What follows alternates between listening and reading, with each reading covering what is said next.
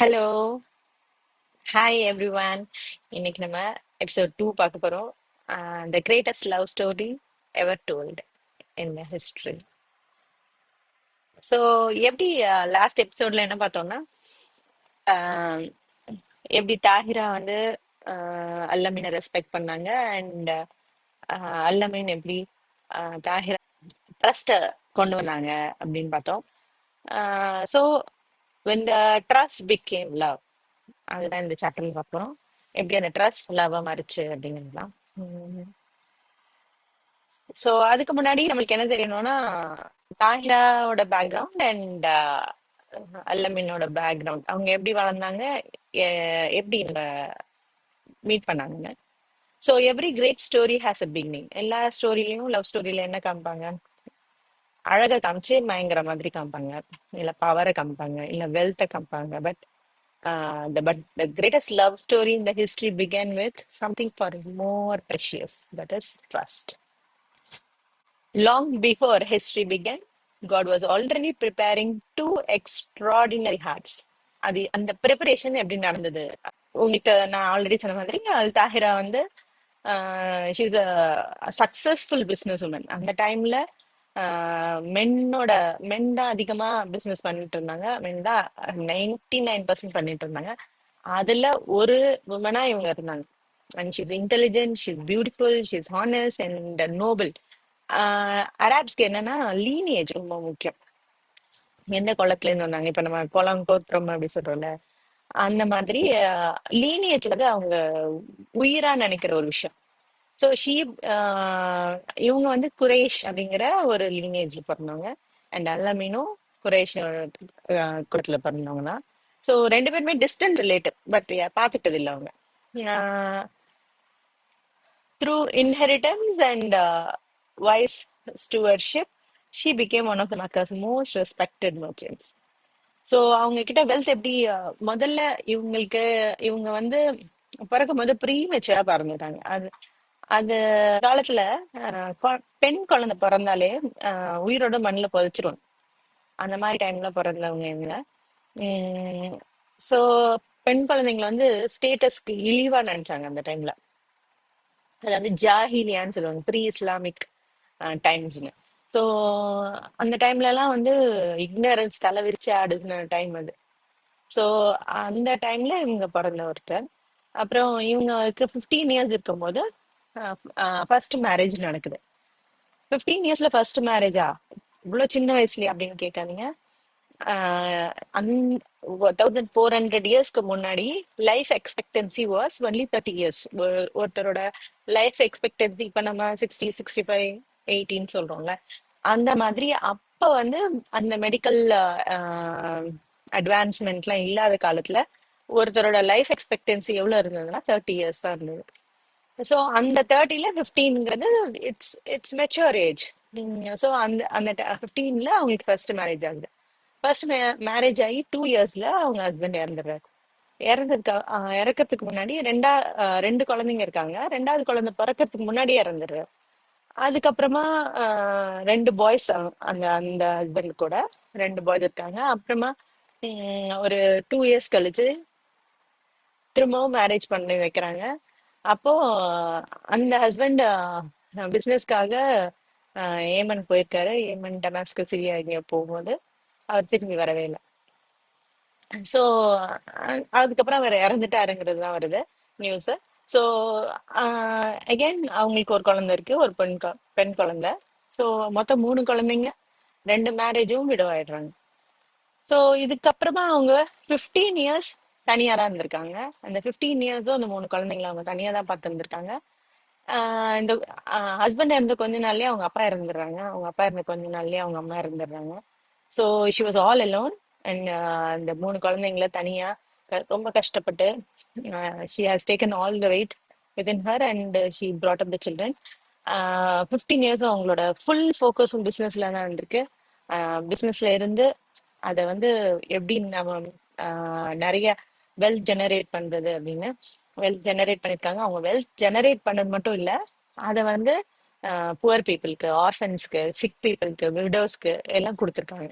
அவங்க வீடே எப்படி இருக்கும்னா, கிரீன் கலர் ரூஃப் போட்டிருப்பாங்களாம். மற்றவங்க யாராவது ஹெல்ப் வேணும்னு கேட்டு வரணும்னா அடையாளம் தெரியாம போயிடக்கூடாதுன்னு அவங்க வீடு மட்டும் செப்பரேட்டா டிஃப்ரெண்ட் கலர்ல வச்சிருந்தாங்களாம். ஸோ அந்த அளவுக்கு அவங்க வந்து she gives importance to giving others, especially to poor and needy people. அந்த அந்த மாதிரி ஒரு நல்ல குணம் உள்ள ஒரு உமன். ஸோ அவங்கள இதனால பியூர் வந்து அவங்களுக்கு நிறைய நிக் நேம்ஸ் இருக்கு. அதுல இன்னொரு இம்பார்ட்டன்ட் நிக் நேம் வந்து பிரின்சஸ் ஆஃப் குரைஷ்னு சொல்லுவாங்க அவங்கள. ஸோ அந்த அந்த அளவுக்கு she had that much dignity in the place. And அல்லமீன் அல்லமீன் வந்து உங்களுக்கு எல்லாருக்கும் தெரியும், ட்ரஸ்ட் வர்தி பர்சன் அப்படின்னு அந்த ஊர்ல எல்லாரும் கூப்பிடுற ஒரு ஆள். அவங்க எப்படின்னா, அவங்க அம்மா வந்து சின்ன வயசுல பிறந்த உடனே இறந்துட்டாங்க, அவங்க அப்பாவும் இறந்துட்டாங்க. அவங்க அப்பா இறந்ததுக்கு அப்புறம் இவங்க ரெண்டு பேரும் இறந்ததுக்கு அப்புறம் பிரஸ்ட் ஃபீட் பண்றதுக்காக ஒரு மதர் வச்சிருப்பாங்க. ஒரு 2-3 இயர்ஸ் அவங்க ஃபீட் பண்ணதுக்கு அப்புறமா ஆஹ் யாரு அந்த குழந்தையோட அப்பா அம்மா அவங்க கொண்டு வந்து விட்டுருவாங்க. சி, நம்ம சொல்றோம் இப்பெல்லாம் வி ஆர் அட்வான்ஸ்டுன்னு, பட் நம்ம இந்த மாதிரி ஒரு குழந்தைக்கு பிரஸ்ட் ஃபீட் பண்றதுக்கு ஒரு மதர் வச்சோம்னா எந்த அளவுக்கு ஜட்ஜ்மெண்ட்டை அந்த உமன் ஃபேஸ் பண்ண வேண்டியது இருக்கும்.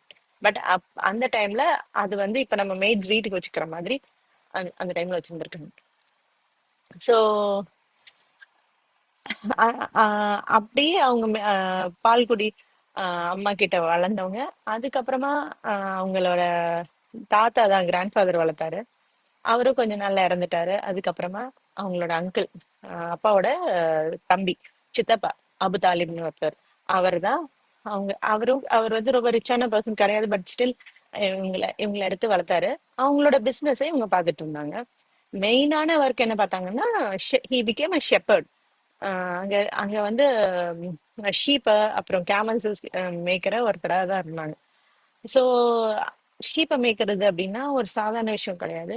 இட் ரிக்வயர்ஸ் என்ன வேணும்னா திடமான மனமும் பேஷன்ஸும் நிறைய இருக்கணும். ஏன்னா வெதர் எப்போ வேணா சேஞ்ச் ஆகும். அதே மாதிரி ஒரு ஆட்டு கூட்டத்தை மேய்க்கிறதுக்கு நிறைய பேஷன்ஸ் வேணும். இது ரெண்டும் அந்த அது மூலமா அவங்களுக்கு ட்ரைனிங் கிடைச்சிச்சு. அவங்க குழந்தையிலேயே இதெல்லாம் செஞ்சதுனால he became more patient and more resilient. So அவங்களோட ஹானஸ்ட் ஒர்க் மூலமா அவங்களுக்கு என்ன கிடைக்குதோ அதை earn பண்ணிட்டு இருந்தாங்க. பட் அந்த ஊர்ல என்ன ஒரு பிரச்சனை நடந்தாலும் இவங்க கிட்ட தான் போவாங்க, போய் ஜட்மெண்ட் கேட்கறதுக்காக, இல்லை அந்த பிரச்சனையை சால்வ் பண்றதுக்காக. ஏன்னா இவங்க இவங்க ட்ரஸ்ட்வதியா இருக்கனால கரெக்டான ஜட்மெண்ட் சொல்லுவாங்க அப்படின்னு சொல்லி அந்த ஊர் மக்கள் நிறையவே நம்பினாங்க. அதே மாதிரி அவங்க கிட்ட இருந்த வெல்த்தை எதையாவது பாதுகாக்கணும்னா இவங்க கிட்ட தான் கொண்டு வந்து கொடுத்தாங்க. ஸோ அந்த அளவுக்கு ஹி இஸ் ட்ரஸ்ட்வதி, பேஷண்ட், ஹானஸ்ட், அந்த மாதிரி. So greatest wealth was is character. அவங்களோட கிரேட்டஸ்ட் வெல்த் என்னன்னு பாத்தீங்கன்னா அவங்களோட கேரக்டர் தான். ஸோ ரெண்டு பேருமே பாத்தீங்கன்னா கேரக்டர்ல பெஸ்ட் பீப்புள் அப்படின்னு சொல்லலாம். ஸோ கெராவன் வந்து கதிஜா வந்து இந்த டைம் வந்து நான் இன்வெஸ்ட் பண்ண போறேன் நிறைய அப்படின்னு சொல்லி கெராவனை எடுத்துட்டு போறதுக்காக ஒரு ட்ரஸ்ட் வர்தியான ஆள் தேடுறாங்க. அப்போ அந்த ஊர்ல எல்லாரும் சொன்ன ஒருத்தர் யாரு, அல்லமீன். ஸோ அல்லமீனை கூப்பிட்டு பேசுறாங்க. So அந்த ஃபர்ஸ்ட் கான்வர்சேஷன்ல ஹி வாஸ் ஸோ டிக்னிஃபைடு. எப்படின்னா he was maintaining dignity throughout the conversation. He is not looking at her, குனிஞ்சிட்டே தான் பேசுறாங்க. அது இவங்களுக்கு அது வந்து ரொம்ப கம்ஃபர்டிங்கா இருந்ததா. So that is the first talk they are having. அப்போ வந்து இது மாதிரி சொல்றாங்க, எனக்கு ட்ரஸ்ட்வதியான ஆள் வேணும், இது எடுத்துட்டு போகணும் அங்க. எனக்கு வந்து இது வரைக்கும் யாருமே இது மாதிரி பண்ணதில்லை. So I expect you to டூன்னு. இருந்தாலும் அவங்க என்ன பண்றாங்க, அவங்களோட சர்வெண்ட் மெய்டு மைசாரான்னு ஒரு பையன், ஆக்சுவலி நான் பொண்ணுன்னு சொல்லிட்டேன் லாஸ்ட் எபிசோட்ல, அந்த மைசாராவை கூட அனுப்புறாங்க. போகும்போது நடக்கிற எல்லா விஷயங்களையும் பார்த்துட்டு ஹீ காட் மெஸ்மரைஸ். அப்புறம் திரும்பி வந்து தாஹிரா கிட்ட சொல்லும் போது இந்த மாதிரி அவர் ரொம்ப ஹானஸ்டான பர்சன், ட்ரஸ்ட்வர்தியான பர்சன், அவரை வந்து எல்லாரும் ரெஸ்பெக்ட் பண்றாங்க. அப்புறம் அப்படின்னு எல்லாத்தையும் சொல்றாரு. சொல்லிட்டு சோ சோ எக்ஸைட்டட், இந்த மாதிரி ஒருத்தரை பார்த்ததே இல்லைன்னு. அதே மாதிரி அவங்க வரும்போது யூஸ்வலா கிடைக்கிற ப்ராஃபிட்ஸ் விட டபுளா அவங்களுக்கு அந்த டைம் பிசினஸ்ல ப்ராஃபிட்ஸ் கிடைச்சது.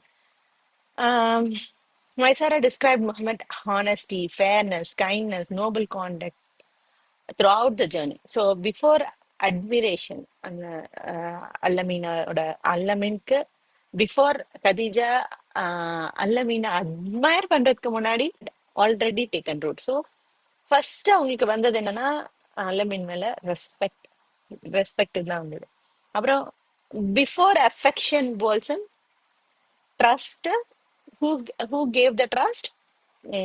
Alamin gave trust to her. என்ன நம்பலாம் அப்படின்னு he made that. அந்த நம்பிக்கை எப்படி கொண்டு வந்தாருன்னா த்ரூ ஆக்ஷன். அவங்க எப்படி கொண்டு வந்தாங்க? Through actions. ஸோ இப்படி கொஞ்ச நாள் போயிட்டே இருக்கும்போது கதீஜாவோட ஃப்ரெண்ட் நஃபீஸான்னு ஒருத்தவங்க வந்து கேக்குறாங்க, அல்லமீனை கல்யாணம் பண்ணிக்கூடாது அப்படின்னு சொல்லிட்டு. அப்போ தாஹிரா சொல்றாங்க, உங்களோட கண்ணுல ஒரு ஸ்பார்க் தெரியுது, அந்த பொட்டென்ஷியல் இருக்கு அப்படின்னு புரிஞ்சுக்கிறாங்க நஃபீஸா. புரிஞ்சுட்டு ஏன் நீ கேட்க கூடாது அப்படின்னு கேக்குறாங்க. அதுக்கு கதீஜா சொல்றாங்க, ஐ டோன்ட் வாண்ட் டு அவங்கள வந்து கஷ்டப்படுத்த விரும்பல. ஒரு வேலை யாராவது அவங்க மனசுல இருந்தாலோ இல்ல நான் வந்து இப்போ எனக்காக அவங்க ஒர்க் செய்யும்போது நான் அவங்களை கூப்பிட்டு கேட்கும்போது நோ சொல்ல முடியாம எதுவும் சொல்லிடக்கூடாது. நான் அது அந்த அந்த அந்த சுச்சுவேஷன்ல அவங்களை கொண்டு வர நான் விரும்பல அப்படின்னு சொல்றாங்க. சோ நீயே கேட்கணும், கவலைப்படாத, நான் அந்த வேலையை நான் பாக்குறேன் அப்படின்னு சொல்றாங்க. சொல்லிட்டு நஃபீஸா என்ன பண்றாங்க, அல்லமீன் கிட்ட போறாங்க. போயிட்டு கேக்குறாங்க, நீங்க கல்யாணம் பண்ணிக்காம இருக்கிறதுக்கு தடையா இருக்க என்ன விஷயம் என்ன அப்படின்னு கேக்குறாங்க. She also not asking him directly. டைரக்டா தாஹிராவை கல்யாணம் பண்ணிக்கிறீங்களா அப்படின்னு கேட்கல. ஷி ஆல்சோ வித் ரொம்ப ரொம்ப வித் வித் ரெஸ்பெக்ட் அண்ட் அவங்கள அந்த கொஸ்டின் அவங்க கஷ்டப்படுத்தாத மாதிரி தேர் ஆஸ்கிங். ஸோ அப்போ கேட்கும் போது அல்லமின் சொல்றாங்க, இல்ல என்கிட்ட இப்போதைக்கு மணி இல்ல, அதனால நான் இப்ப கல்யாணம் பண்ணிக்கிற சுச்சுவேஷன்ல இல்ல, அண்ட் என்னோட ஃபேமிலியை பார்த்துக்க வேண்டிய சுச்சுவேஷன்லயும் நான் இருக்கேன் அப்படின்னு சொல்றாங்க. சொன்னோன்னே நஃபீஸா கேக்குறாங்க, இப்போ சப்போஸ் இந்த இந்த இடத்துல ஒரு அழகான நோபல் கேரக்டர் இருக்க வெல்தியான உமன் கிடைச்சா மேரேஜ் பண்ணிப்பீங்களா அப்படின்னு கேக்குறாங்க. அதுக்கு அல்லமின் சொல்றாங்க, யார் அது அப்படின்னு சொல்லிட்டு கியூரியஸா கேக்குறாங்க. கேட்டவுடனே தாஹிரா அப்படின்னு இவங்க சொல்றாங்க. அதை கேட்ட உடனே எல்லாமே அப்படியே சைலண்ட் ஆயிடுறாங்க. அவங்க வாயிலிருந்து எதுவுமே ஆன்சரே வரல. பட் நஃபீஸாக்கு ஒரு பொட்டென்ஷியல் தெரியுது. So he became silent and he went leaving the place. So அவங்க அவங்க அங்கிள் கிட்ட போறாங்க. இந்த மாதிரி ப்ரப்போசல் வந்திருக்குன்னு சொல்றாங்க. ஸோ இப்போ அந்த கல்யாணத்தை அந்த ப்ரப்போசலை அவங்க ரெண்டு பேரும் அவங்க அங்கிள் கிட்ட சொன்னதுக்கு அப்புறம் என்ன நடந்துச்சு வந்து அந்த லவ் ப்ரப்போசல் அக்செப்ட் பண்ணிக்கிட்டாங்களா இல்லையா, இல்ல கல்யாணத்துல அது போய் முடிஞ்சிச்சா இல்லையான்னு நெக்ஸ்ட் எபிசோட்ல பார்க்கலாம். So that's behind the journey toward one of the history's greatest marriage. So இதுல இருந்து நம்ம கத்துக்கிறது என்னன்னா, ட்ரஸ்ட் கேம் பிஃபோர் அட்ராக்ஷன்.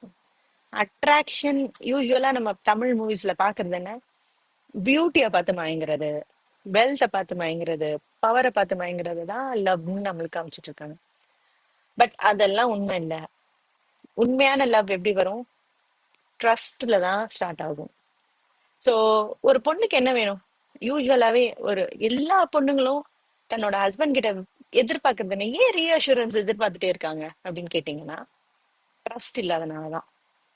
என்ன லவ் பண்றியா லவ் பண்றியான்னு வைஃப் எப்ப பார்த்தாலும் கேட்டு தொலை பண்றா அப்படின்னு சொல்ற ஹஸ்பண்டுக்கு சொல்றேன், அப்ப நீங்க ஒழுங்கான ட்ரஸ்ட்டை இது வரைக்கும் அவங்க மனசுல விதைக்கலன்னு அர்த்தம். என்னை விட்டுட்டு போயிருவியோன்னு எனக்கு பயமா இருக்குன்னு ஒரு வைஃப் சொல்றாங்கன்னா, நீங்க இன்னுமே அந்த அவங்க மனசுல என்ன ஆனாலும் நீங்க கூட இருப்பீங்கன்ற நம்பிக்கை வளர்க்கலன்னு அர்த்தம். அதே மாதிரி வைஃப் வந்து ஒரு வைஃப் கிட்ட ஹஸ்பண்ட் எதிர்பார்க்கறது என்னன்னா ரெஸ்பெக்ட். அந்த ரெஸ்பெக்ட கொடுக்காத எந்த வைஃப் கிட்டயும் எந்த ஹஸ்பண்டும் வல்னரபிளா இருக்க மாட்டாங்க. அப்ப எமோஷனல் அவைலபிலிட்டிய நீங்க எதிர்பார்க்காதீங்க. சோ வைஃபா இருக்கும்போது நீங்க ரெஸ்பெக்ட் பண்ற ஒருத்தரை தான் நீங்க கல்யாணம் பண்ணணும். அப்படி நீங்க ரெஸ்பெக்ட் பண்ணாத ஒருத்தரை கல்யாணம் பண்ணீங்கன்னா கண்டிப்பா அவங்களால உங்ககிட்ட வல்னரபிளா இருக்க முடியாது, எமோஷனலி அவைலபிளா இருக்க முடியாது. அப்ப நீங்க வெளியில என்னெல்லாம் பாக்குறீங்க? ஸ்டேட்டஸ் பாக்குறீங்க, பணம் எவ்வளவு சம்பாதிக்கிறாங்கன்னு பாக்குறீங்க, எத்தனை இடத்துல வேலை பாக்குறாங்க, என்ன படிச்சிருக்காங்க, இதெல்லாம் பாக்குறீங்க. But yeah that is secondary qualities. First quality என்னன்னா, உங்களால அவங்கள மனசார ரெஸ்பெக்ட் பண்ண முடியுதா, அப்புறம் தான் அந்த அடுத்த ஸ்டெப்பை நீங்க எடுத்து வைக்கலாம். அதே மாதிரி மென்னுக்கு உங்களால உண்மையா உங்களை நீங்க கல்யாணம் பண்ணிக்க போற பொண்ணுக்கு ட்ரஸ்ட கொண்டு வர முடியுமா, அப்பதான் நீங்களும் அடுத்த ஸ்டெப் எடுக்க முடியும். So trust game before attraction, chemistry எதுவா இருந்தாலும், எது வேணா இருக்கட்டும், அட்ராக்ஷன் கெமிஸ்ட்ரி எல்லாம் ஈஸியா வந்துடும், பட் ட்ரஸ்ட் ஈஸியா வராது. So character game before status. So ரெண்டு பேருமே ஏன் ஒருத்தர் ஒருத்தர் சூஸ் பண்ணணும்னு நினைக்கிறாங்க, கேரக்டர் தான் காரணம். ஏன்னா கதிஜாக்கு நிறைய ப்ரொபோசல் வந்துட்டே இருக்கு. ஆல்மோஸ்ட் 15 இயர்ஸா ப்ரொபோசல் வந்துட்டு இருக்கு. ஆம், அந்த ஊர்ல வந்து ரொம்ப பவர்ஃபுல்லான பர்சன்ஸ், அதாவது இந்த படத்துல எல்லாம் காமிப்பாங்கல்ல, வில்லன் வந்து ஹீரோயினை போய் மேரேஜ் பண்ணிக்கணும்னு கேட்கப்போ நோன்னு சொன்னா உடனே பனிஷ் பண்ணாங்க. அந்த மாதிரியான ஆளுங்க அங்க இருந்தாங்க. அவங்க எல்லாம் ப்ரொபோஸ் பண்ண போது கூட தாஹிரா வந்து ரெஃப்யூஸ் பண்ணிட்டாங்க. Because she is looking for honest and trustworthy person. Status பார்க்கல அவங்க முதல்ல இருந்தே. So respect came before romance, and shared values become the foundation of lasting love. So ரெண்டு பேரோட ஷேர்ட் வேல்யூ என்ன, கேரக்டர் தான் ஷேர்ட் வேல்யூ. அவங்க ரெண்டு பேருமே என்ன எதிர்பார்க்கறாங்கன்னா, ஒருத்தருக்கு ஒருத்தர் உண்மையான கேரக்டரும் உண்மைத்தன்மையும் தான் எதிர்பார்க்கறாங்க. ஸோ அது ரெண்டும் இருந்ததுனால அது சக்சஸ்ஃபுல் லவ் ஸ்டோரியா மாறிச்சா இல்லையான்னு பார்க்கலாம். True love brings two hearts closer to God. So உண்மையான அன்பு தான், உண்மையான அன்பு என்ன பண்ணும், ரெண்டு பேருக்கு உள்ள இருக்கிற உண்மையான அன்பு அத கடவுள் கூட நம்மள இணைக்கும், ஈஸியா இணைக்கும். ஸோ கடவுள் என்ன பண்ணிருக்காரு, creator placed affection and mercy between spouses so that they May find tranquillity in one another. So ஒரு ஹஸ்பண்ட் அண்ட் ஒய்ஃபோட மெயினான சேர்ந்து இருக்கிறதுக்கான மெயினான ரீசன்னா, ஒருத்தர் கிட்ட இன்னொருத்தர் அமைதியை கொண்டு வர்றதுக்கு தான். இன்னைக்கு நான் என்ன பண்ணா என் வைஃப் வந்து பீஸ்ஃபுல்லா இருக்கான், இன்னைக்கு நான் என்ன பண்ணா என் ஹஸ்பண்ட் பீஸ்ஃபுல்லா இருப்பாங்க. இதுதான் ஒரு ரிலேஷன்ஷிப்பை ஃபார்வர்டா மூவ் பண்ணி கொண்டு போற ஒரு விஷயம். வேற எது பீஸ்ஃபுல்லா இருக்கணும்னு நீங்க நினைச்சிட்டாலே அதுல எல்லாமே அடங்கிடுதுல. அப்போ பீஸ்லயுமே அன்ஹெல்தி பீஸ் இருக்கு. வாயை திறக்காம நினைச்சதை கேட்காம இருக்கிறதெல்லாம் அன்ஹெல்தி பீஸ். பீஸுங்கிறது நான் சொல்ற உண்மையான பீஸ். உண்மையான பீஸ்னா சண்டை, ஒரு இடத்துல நீங்க சண்டை போடுறதுக்கு பயப்படுறீங்க, உங்களை எக்ஸ்பிரஸ் பண்ண பயப்படுறீங்க அப்படின்னா அது நல்ல ஹெல்தி ரிலேஷன்ஷிப் கிடையாது. ஹெல்தி ரிலேஷன்ஷிப்னா என்ன அப்படின்னா, நீங்க என்ன வேணா சண்டை போடலாம், அதுக்கு உங்களுக்கு ஒரு ஸ்பேஸ் இருக்குல்ல, அதுதான் ஹெல்தியான ரிலேஷன்ஷிப். நீங்க சண்டை போடுறதுனால நீங்க பிரிஞ்சிட மாட்டீங்க, அதுதான் ஹெல்தியான ரிலேஷன்ஷிப். உங்களை நீங்க என்ன வேணா சொல்லலாம், உங்க மனசுல இருக்கிறத பேசலாம், அப்படிங்கிறது ஹெல்தியான ரிலேஷன்ஷிப். ஸோ ஹெல்தியான ரிலேஷன்ஷிப் என்ன பண்ணும், ஸ்பேஸ் கொடுப்போம், சண்டை போடுறதுக்கு ஸ்பேஸ் கொடுப்போம், டிஃபரன்ஸ் ஆஃப் ஒப்பீனியனை ஷேர் பண்ணிக்க ஸ்பேஸ் கொடுப்போம். அதுதான் ஹெல்தியான ரிலேஷன்ஷிப். ஹெல்தியான ரிலேஷன்ஷிப்னா சண்டையே வராது கிடையாது. இப்படி இருந்தா ஹெல்தியான ரிலேஷன்ஷிப். ஸோ ரிலேஷன்ஷிப்போட மெயின் டார்கெட் என்ன, மேக்கிங் அதர், ஒருத்தரோட பீஸ இன்னொருத்தர் விரும்புறது அண்ட் அதுக்கான ஸ்டெப்ஸை செய்யறது, அதுதான் உண்மையான லவ். ஸோ நெக்ஸ்ட் எபிசோட்ல அல்லமீன் அந்த லவ் அக்செப்ட் பண்ணாங்களா இல்லையான்னு பார்க்கலாம். அல்லமீன் அந்த லவ் ப்ரப்போசலுக்கு அக்செப்ட் பண்ணாங்களா, அவங்க அங்கிள் அதை ஒத்துக்கிட்டாங்களா, ஃபேமிலியில இருக்க மெம்பர்ஸ்லாம் என்ன பண்ணாங்க பார்க்கலாம். So follow the journey to the one of the history's greatest marriages. Subscribe so you don't miss the next chapter. Okay, subscribe பண்ணுங்க, கமெண்ட் பண்ணுங்க, so that I know உங்களுக்கு எவ்வளவு தூரம் புரிஞ்சிருக்கு, என்ன ஏதாவது கொஸ்டின்ஸ் இருந்தா கேளுங்க. And this story I'm telling because இதை நான் ஆத்தென்டிசிட்டிக்காக சொல்லலை, இதுல இருக்க லெசன்ஸை டிரைவ் பண்ணி இதுல இந்த ஸ்டோரி நிறைய பேருக்கு தெரியாதுன்றதுனால சொல்றேன். ஸோ உங்களுக்கு இந்த ஸ்டோரி ஆத்தென்டிக்கா வேணும் அப்படின்னா புகாரி சஹி முஸ்லிம்ல போய் பாருங்க. I am telling the story only for lessons, அதுல இருக்க லெசன்ஸ் எடுத்துக்கிறதுக்காக. So I'm not giving importance to the place, numbers, அதெல்லாம் நான் இம்பார்ட்டன்ஸ் கொடுக்கல. ஓகேங்களா, நான் டிஸ்கிரிப்ஷன் கொடுத்துருக்கேன், எதுல இந்த சோர்ஸ்ன்னு நீங்க பாத்துக்கோங்க. See you then, bye bye.